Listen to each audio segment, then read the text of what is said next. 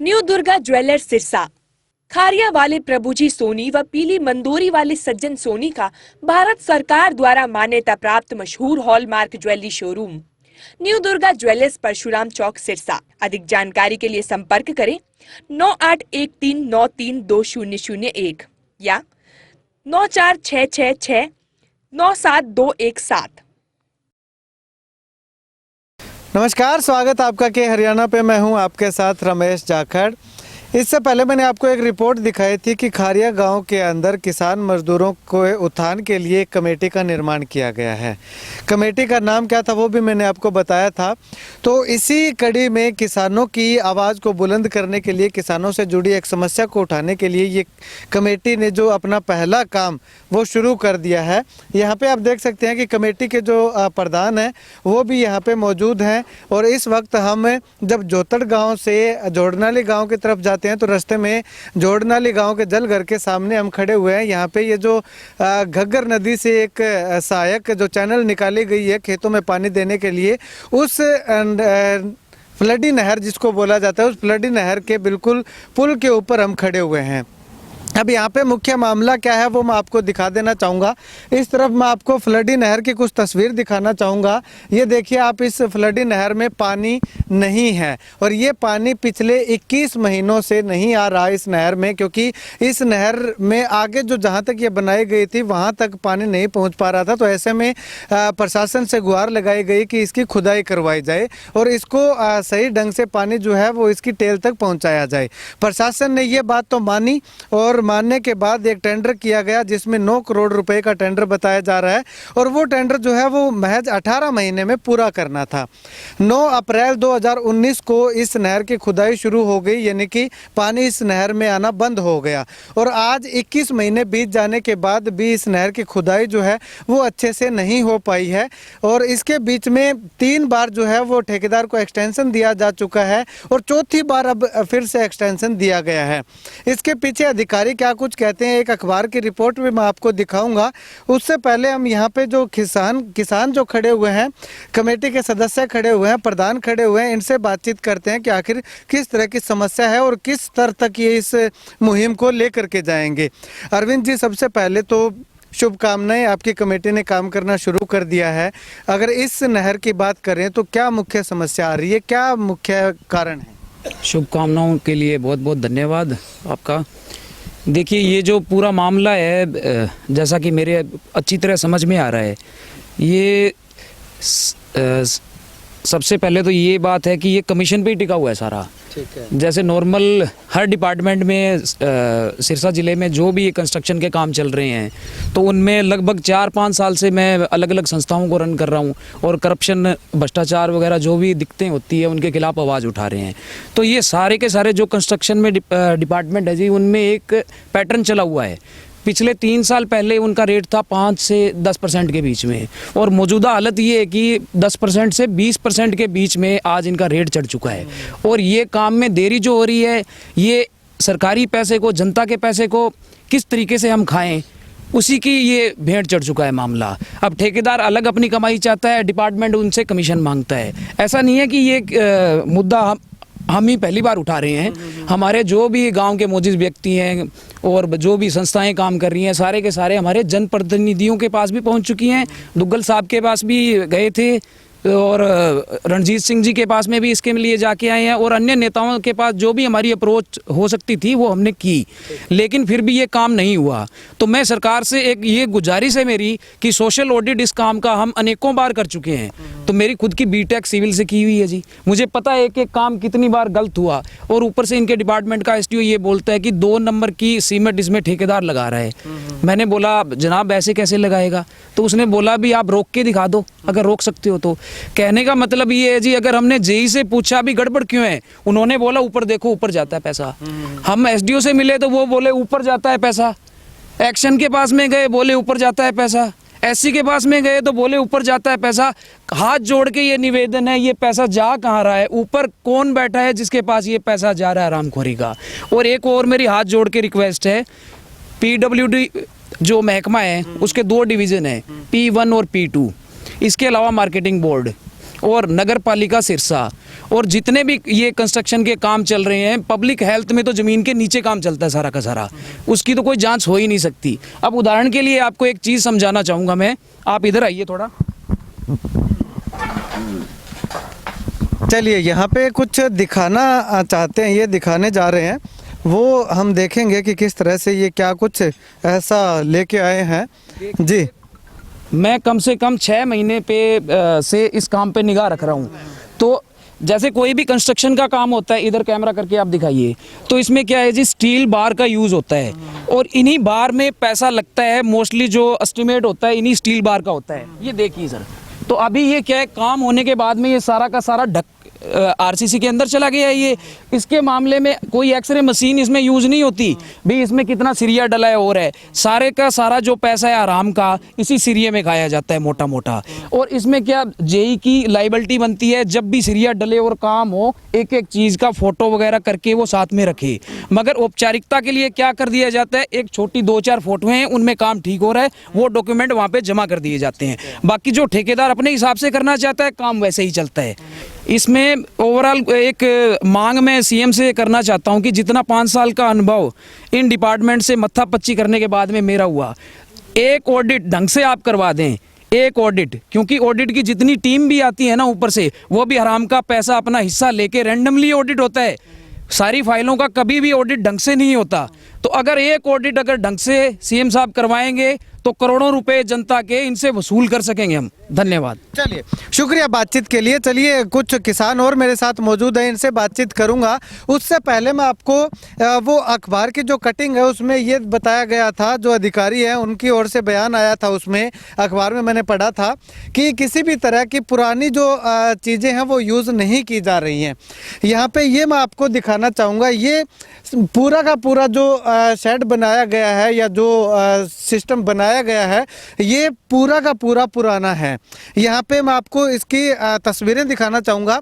अगर नया होता तो ये यहाँ से कटी हुई चीज़ें, पत्ती जो है ये कटी हुई नहीं होती। इस पे जो रंग किया हुआ है ये रंग किया हुआ नहीं होता। इसके ऊपर अगर मैं यहाँ पे आपको दिखाना चाहूँ तो ये देखिए, ये सारी पुरानी चीज़ें यहाँ पे यूज़ की जा रही हैं, जर लगी हुई, जंग लगी हुई। तो ये कितने दिनों तक चलने वाली हैं, ये ज़रा सरकार को, अधिकारियों को और ठेकेदार को सोचना चाहिए कि ज़मींदारों का जो काम होता है वो बहुत मुश्किल से जो ऑडिट होता है मुश्किल से पास होता है, उसके बावजूद इस तरह का काम कर दिया जाता है। अगर किसी खाल की बात करें तो 20 साल तक खाल नहीं बनता। अगर वो खाल घटिया सामग्री उसमें उपयोग की जाती है तो वो 5 साल में दोबारा पुनर्निर्माण वाला हो जाता है। तो ऐसा काम मत कीजिए, किसानों के साथ खिलवाड़ मत कीजिए। चलिए, अब यहाँ पे किसान और हैं, उनसे बातचीत करते हैं। सर, इस नहर में पानी कब बंद हुआ था? इस नहर में पानी 9 अप्रैल 2019 के अंदर बंद हुआ था। ठीक है, लगभग 21 महीने हो गए। 21 महीने हो गए। हाँ जी। तो आपने डिमांड की कि इसमें जल्दी से पानी छुटवाया जाए? इसकी बार बार डिमांड हुई है, कभी लॉकडाउन के बहाने से आगे कर दी गई, कभी किसी के पेमेंट के लिए, अभी पेमेंट नहीं कर रही सरकार, ये मतलब लगा के इसको आगे से आगे कर रहे हैं। अच्छा, तो कितनी परेशानी होती है सिंचाई के लिए? और इस साल तो बहुत ज़्यादा परेशानी है, क्यों भाखड़ा नहर जो 2 हफ्ते चलती थी वो भी 1 हफ्ते पर आ गई। नीचे का जल स्तर यहाँ पर बहुत गहरा है और वो भी पानी अच्छा नहीं है।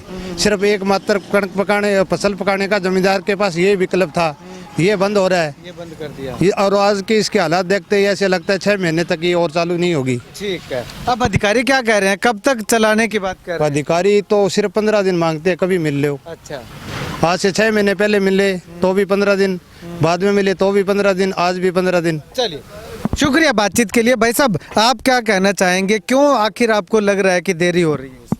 ये तो देरी का मामला तो सारा सामने है जाखड़ साहब। ये बताओ भी, ये इस नहर का मेन गेट है जिसकी शायद इसके अंदर है भी ये 20 साल बाद नया बने या 25 साल बाद नया बने, लेकिन इसकी जो मौके की कंडीशन है ना वो 20 महीने की भी नहीं है। सारा इसका आप सिस्टम देख लो। सबसे ज़्यादा हैरानी तब हुई जब जेई साहब को फ़ोन किया गया इस मटेरियल के बारे में। जेई साहब ने आगे तर्क क्या दिया कि ठेकेदार गेट यहाँ तैयार करके उसको हिसार लेके जाएगा। अच्छा। मुझे ये बताओ भी 25-30 हज़ार रुपये ट्रक ट्रांसपोर्ट के ठेकेदार यहाँ से लेके जाएगा हिसार यहाँ तैयार करके। क्या वहाँ लोहे का काम, जिंदल का सबसे बड़ा लोहे का काम हिसार के अंदर है। और वो ठेकेदार ट्रक दे रहा है, वो जेई ट्रक दे रहा है, भी इसको यहाँ से तैयार करके वो हिसार लेके जाएगा, वहाँ पे यूज़ होना है। ये कहीं पे यूज़ नहीं होना, यहीं पे यूज़ होना है। इसके ज़्यादा से ज़्यादा क्या करें, पुलिस मार के रंग मार के कह देंगे जी ये हमारा तो नया है। ठीक है। और अभी आपने देख लिया, ज़्यादा से ज़्यादा ये पानी का दबाव आपको पता है, फ्लडी टाइम के अंदर जब मेन नाली के अंदर पानी आएगा उसका कितना होता है। ये गेट, दोनों गेट बनाए हुए हैं, ये गेट एक सीजन का मार नहीं झेल सकते ये। और अब ये कह रहे हैं 15-20 दिन या 1.5 महीना। आप कंडीशन देख लो इस नाली की, सारा ये खारिया तक के, मेरे ख्याल में जोड़ नाली से खारिया तक का निकाले तो 10 किलोमीटर का है। और 10 किलोमीटर में आज 21 महीने हो गए, 2 साल तो होने को जा रहे हैं, आगे 2 साल भी कोई उम्मीद नहीं है। जब भी जाते हैं तो नया यही आता है, भी ठेकेदार ने कहा है 2 महीने का टाइम, ठेकेदार ने कहा है 3 महीने का टाइम। अब इसके अंदर सारा सिस्टम है, सारा सेट है, बस इसके अंदर एक ही चीज़ है, मेज़ के ऊपर का काम कंप्लीट है, मेज़ के नीचे का काम है ना उसके अंदर है। भी 9 करोड़ का प्रोजेक्ट है, 4.5 करोड़ हम लगा देंगे। 4.5 करोड़ को जो गोलमाल करना है वो किस रेशो में करना है और किसको कितना देना है, बस वही चल रही है। अब उसके अंदर उनकी सेटिंग होती है, ये काम तैयार हो जाएगा। तो यहाँ पे ये जो नहर है, इस नहर की लंबाई 22,000 फीट थी, जो कि टेंडर दिया गया था 22,000 फीट का। 9 करोड़ रुपए की लागत से इस टेंडर को पूरा करना था और 18 महीने में पूरा करना था। 21 महीने अब तक हो चुके हैं और इस बार जो भाखड़ा नहर में जो पानी है वो भी 2 सप्ताह के बजाय महीने में 1 सप्ताह ही छोड़ा जाएगा। और ऊपर से ये जो फ्लडी नहर है ये भी नहीं चल रही, तो ऐसे में किसानों को बहुत ज़्यादा दिक्कतों का सामना करना पड़ता है। अगर इस नहर से पहले की बात करूँ तो खारिया गाँव जो है ड्राई एरिया में आता था, क्योंकि यहाँ पे बहुत ज़्यादा पानी का इतना साधन नहीं है ज़मीन से पानी निकालने का। तो ऐसे में अब वो जो हालात थे वो फिर से पैदा हो चुके हैं, क्योंकि भाखड़ा का पानी कम हो चुका है, इस नहर का जो पानी है वो बंद हो चुका है। 18-21 महीने हो गए और इस नहर के निर्माण में 21 महीने लग गए, लेकिन अब तक इसका पुनर्निर्माण नहीं हुआ। ठेकेदार को 3 बार एक्सटेंशन दिए जाने का प्रावधान है, वो भी 4 बार दी जा चुकी है। 4 बार एक्सटेंशन देने के बाद भी इस का जो काम है वो पूरा नहीं हो रहा। यहाँ पे शिकायत भी मुख्यमंत्री को काफ़ी बार कर दी। फिर से मैं भाई साहब से बातचीत करूँगा, कब शिकायत की थी आपने? भाई साहब ये है 19/11/2020 का, जिसके अंदर मैंने खुद सीएम साहब को एक वीडियो ट्वीट की थी, ट्वीट के माध्यम से भी सीएम साहब ये गेट बन रहा है जो मैन फ्लडी नहर से खारिया की तरफ निकलती है उसका, और उसके अंदर बहुत बड़ा झोलमाल है। आज 2-2.5 महीने से या 3 महीने से ऊपर होने को जा रहे हैं, उनका कोई रिप्लाई नहीं आया।